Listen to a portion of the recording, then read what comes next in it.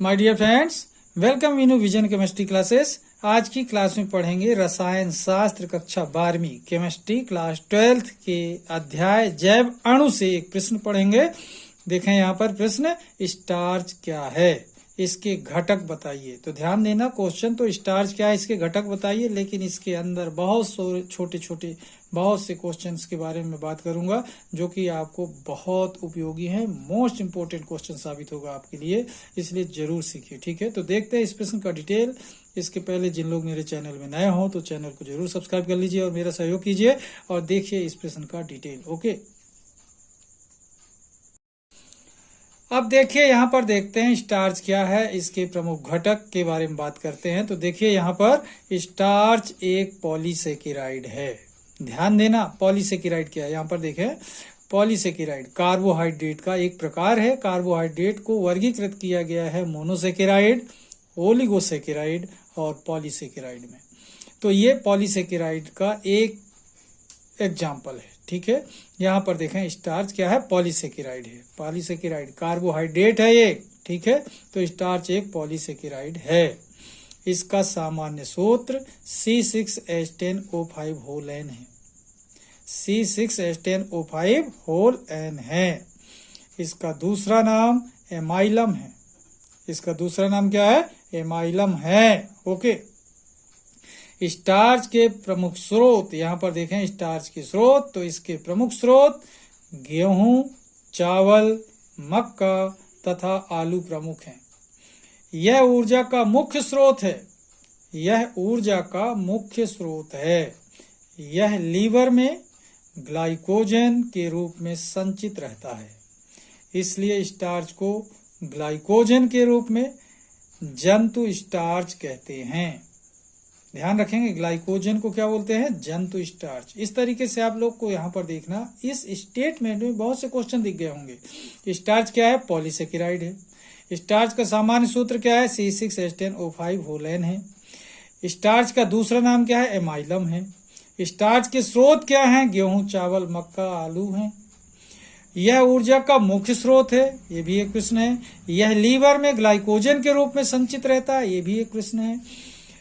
Starch जो glycogen के रूप में संचित रहता है उसी को जंतु स्टार्च कहते हैं, मतलब ग्लाइकोजन को जंतु स्टार्च कहते हैं। इस तरीके से इसमें देखे ना आपने, बहुत सारे क्वेश्चन आपको ऑब्जेक्टिव टाइप के बन सकते हैं, इसलिए आप लोग इसे जरूर सीखिए। ठीक है, और सुनकर आंसर तैयार कीजिए। सुनकर आंसर अगर तैयार करते हैं तो ज्यादा याद रहता है। ठीक है, अब देखते हैं इसके आगे इसके घटक के बारे में कि स्टार्च में कौन कौन से घटक उपस्थित होते हैं। तो वीडियो में बने रहिए।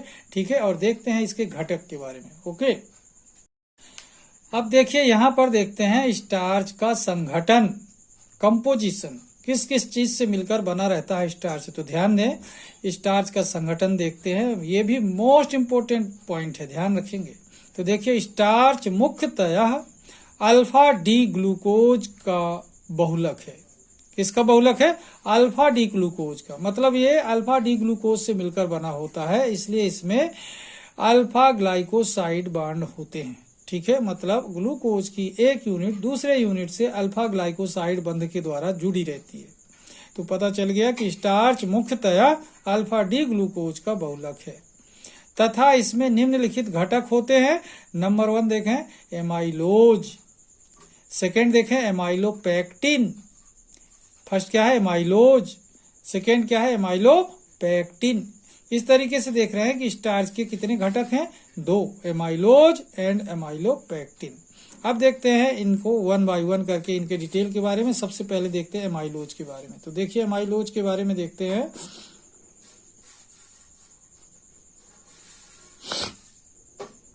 तो देखिए यहाँ पर देख रहे हैं एमाइलोज फर्स्ट कंपोनेंट है, प्रथम घटक। यह जल में घुलनशील तथा रेखीय होता है। इसके बारे में जाने, एमाइलोज क्या है, यह जल में घुलनशील तथा रेखीय होता है।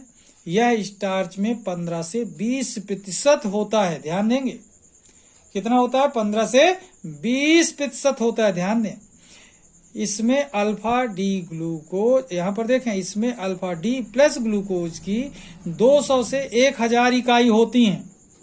200 से 1000 इकाई होती हैं।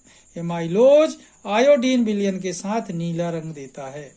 अब यहाँ पर ध्यान दें, स्टार्च आयोडीन विलयन के साथ जब आयोडीन टेस्ट लगाया जाता है स्टार्च का तो नीला रंग मिलता है। तो किसके कारण मिलता है? एमाइलोज के कारण। एमाइलोज क्या होता है? जल में घुलनशील होता है, रेखीय होता है, स्टार्च में 15 से 20% होता है। यह अल्फा डी प्लस ग्लूकोज की इसमें 200 से 1000 इकाइयां होती हैं। एमाइलोज आयोडीन विलयन के साथ नीला रंग देता है। ओके, इस तरीके से देखा आपने कि एमाइलोज नाम का जो घटक स्टार्च का है कैसा होता है और कितना होता है। जल में घुलनशील है, ऑब्जेक्टिव क्वेश्चन हो सकता है। रेखीय होता है, ये भी विकल्प वाला क्वेश्चन हो सकता है। स्टार्च में कितने प्रतिशत होता है? 15 से 20%, ये भी प्रश्न है। इसमें कौन सी यूनिट होती हैं? अल्फा डी प्लस ग्लूकोज की 200 से 1000 इकाई या यूनिट होती हैं, ये भी प्रश्न है। यह आयोडीन विलयन के साथ नीला रंग देता है, ये भी एक प्रश्न है। ठीक है, अब देखते हैं सेकेंड कंपोनेंट एमाइलोपेक्टिन के बारे में, तो वीडियो में बने रहिए। ओके, अब यहां पर देखते हैं सेकेंड घटक एमाइलोपेक्टिन के बारे में। तो देखें यहां पर एमाइलोपेक्टिन क्या होता है? यह जल में घुलनशील है, वो भी जल में घुलनशील था, ये भी जल में घुलनशील है, वाटर सॉल्यूबल है, और वो रेखीय होता है, ये शाखित होता है।